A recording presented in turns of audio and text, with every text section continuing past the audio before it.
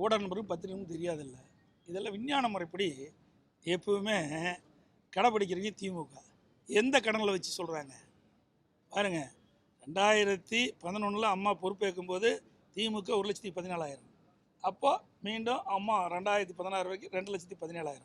அப்போ 128ங்கிறான். அந்த கடனில் வச்சு ஒப்பிட்டு பேசுகிறாங்க. இப்போ கடன் எவ்வளோ இப்படிப்பா. இதெல்லாம் ஒரு தந்திரம், மக்களை ஏமாற்றிக்கிட்ட ஒரு நாடகம். 3 லட்சம் 4 லட்சம் கடன் வாங்கிட்டு 93%. எதை அந்த 5,18,000 கூட ஒப்பிட்டு 93%. யாரை ஏமாத்துற நாடகம்? நாட்டு மக்கள் ஒன்றும் தெரியாமல் நினச்சிட்டு நீ விஞ்ஞான உலகம் பேச பேச லைவில் போயிட்டு இருக்குது.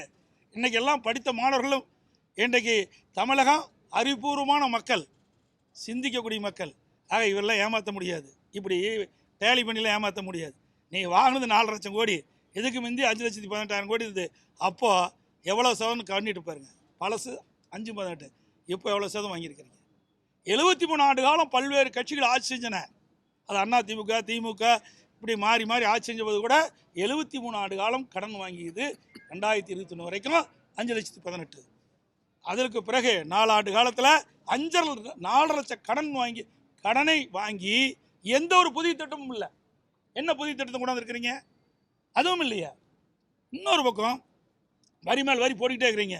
நீங்கள் மதுபானம் அதில் வருமானம் அதிகம், கிட்டத்தட்ட 35% ஏற்றிருக்கிறீங்க. வழிகாட்டு மதிப்பு அதில் வருமானம், இப்படி பல வகையிலும் வருமானம் அதிகரிச்சிருக்குது, கடனும் அதிகரிச்சிருக்குது.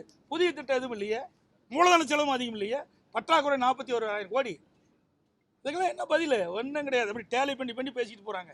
இந்த புள்ளி வர இதுக்கு பர்சன்டேஜ் அதுக்கு பர்சன்டேஜ், மக்களை ஏமாற்றுவது. என்ன கடன் வாங்கினா என்ன வருவாய், எவ்வளோ மூலதன செலவு, அதெல்லாம் சொல்லுங்க பார்க்கலாம். சொல்ல முடியாது.